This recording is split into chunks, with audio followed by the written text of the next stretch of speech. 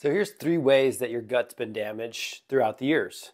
When you start stacking these things up, that's when you get these chronic issues where you have chronic bloating, diarrhea, constipation, IBS of all types, heartburn, things like this.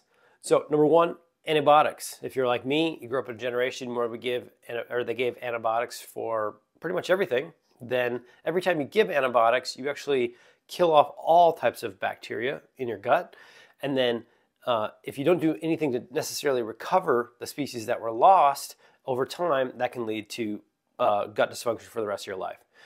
Number two is that you actually ate processed food and alcohol and just like really adopted a truly Western diet that was devoid of fiber. So it was lacking a lot of fruits and vegetables and starches in their natural form, because in their natural form, the sugars and things like that, which aren't necessarily bad, are actually wrapped up in these fermentable structures.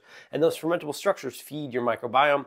They feed the health of your gut through what your microbiome does for you. So the last thing is that then later on, you end up going on some sort of elimination diet. Maybe it's carnivore, maybe it's vegan, maybe it's AIP paleo, FODMAP diet.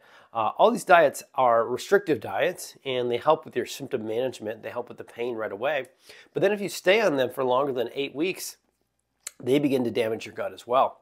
They actually further restrict the amount of fermentable matter, which then further degrades the bacteria in your gut that are necessary for your gut health.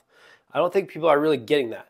You need certain types of bacteria in your microbiome to actually do their job of fermenting the fiber, to give off their metabolites, their postbiotics, to keep your gut healthy. Without those, you're not going to have a healthy gut, you're not going to have a resilient gut, and you're forever going to be chasing these symptoms of IBS, things like this, but then it starts to spread into skin issues and autoimmune issues and all different types of issues. So I'm Steven, the Healthy Gut Guy.